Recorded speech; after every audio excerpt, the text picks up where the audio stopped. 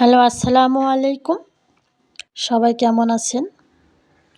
নিশ্চয়ই আল্লাহ তাআলার অশেষ রহমতে সবাই ভালো আছেন, সুস্থও আছেন। আলহামদুলিল্লাহ আমরাও ভালো আছি, সুস্থও আছি। কয়েকদিন ধরে বৃষ্টি হওয়ার কারণে গাছগুলোর পাতাগুলো এতটা সবুজ হয়ে গেছে, সেটা আসলে দেখলে খুবই ভালো লাগতেছে। তার উপরে গাছে গাছে অনেক ফুল ফুটেছে। আর এখানে দেখতে পাচ্ছেন যে ফুলের গাছটাতে এতটা ফুল ধরেছে এবং কালারটাও একদম চরম অস্থির। আসলে বৃষ্টিটা সবাই কম বেশি পছন্দ করে, তবে অতিরিক্ত বৃষ্টি কারোরই ভালো লাগে না। তবে গাছপালার জন্য বৃষ্টি খুবই একটা উপকারী জিনিস। বৃষ্টির পানি গাছের জন্য খুবই পুষ্টি গুণাগুণ একটি জিনিস, যা আসলে কম বেশি সবার জন্যই প্রয়োজন। আর এই আবহাওয়ায় একটু ভর্তা ভাতি খেতেই পছন্দ করি। আর সে কারণে আমি আজকে 2 পিস মাংসের টুকরা মানে গরুর মাংসের টুকরা দিয়েই আজকে ভর্তা রেসিপিটা বানাবো এবং আপনাদের মাঝেও শেয়ার করব। এখানে আমি আদা কুচি করে কেটে নিয়েছি। তারপর দেখতে পাচ্ছেন গরুর মাংস 2 পিস মাংসকে টুকরো টুকরো করে কেটে নিয়েছি। আর এখানে দিয়েছি পেঁয়াজ কুচি, রসুন, কাঁচামরিচ, শুকনা মরিচ। আপনারা চাইলে কাঁচামরিচটা না দিতেও পারেন, তবে কাঁচামরিচের ফ্লেভারটা একটু বেশি, আর সে কারণে আমি এখানে অ্যাড করে নিয়েছি। আসলে বৃষ্টির দিনে হঠাৎ মঠাৎ ভর্তা ভাত একটু খেতে খুবই ভালো লাগে, বিশেষ করে গরম গরম ভাতের সাথে তো আরও কথাই না। কম বেশি আমরা সব ধরনের ভর্তা খেয়ে থাকি। মাছ ভর্তা বলেন, আলু ভর্তা বলেন, যে কোনো ভর্তাই বলেন না কেন। তবে আজকের রেসিপিটা শুধুমাত্র স্পেশালভাবে সবারই জন্য।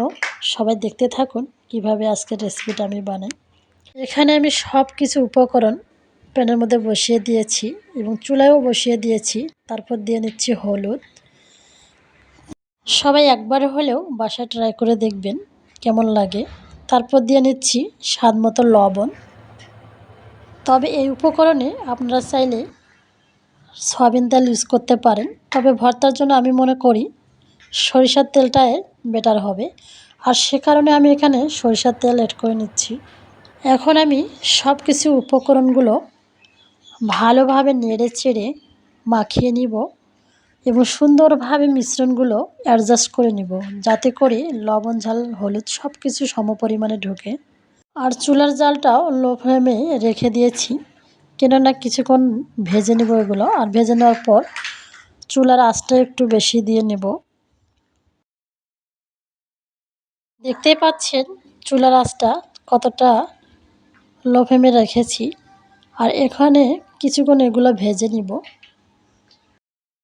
খুব সহজে দুর্দান্ত একটা রেসিপি, আপনারা বাসায় ট্রাই করবেন। আর একবার যদি ট্রাই করে দেখেন তাহলে এটার ফ্যান যে এতটাই হয়ে যাবেন আসলে বলে বোঝাতে পারবো না। খুবই মজাদার একটি সুস্বাদু খাবার।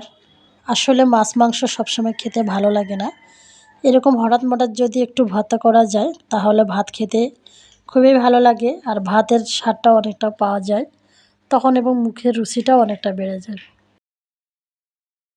ঢাকনা দিয়ে আমি এটাকে ভালোভাবে সিদ্ধ করে নিয়েছি। আর দেখতে পাচ্ছেন পানিটা অনেকটা শুকিয়ে গেছে। এখন আমি এগুলো নেড়ে চেড়ে আবার ভেজে দিব।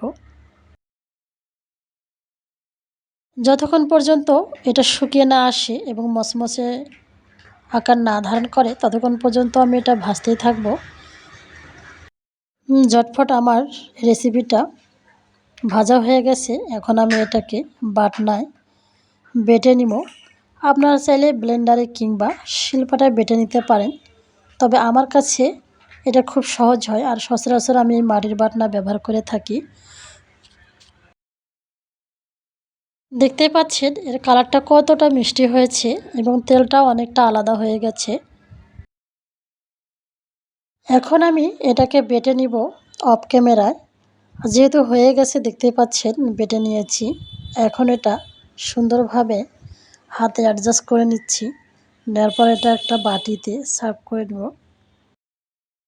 এই ভর্তাটা করার সময় অবশ্যই মনে রাখবেন আর অন্য কোনো রেসিপি করার দরকার নেই, তবে হয়তো এর স্বাদটা আপনি পাবেন না।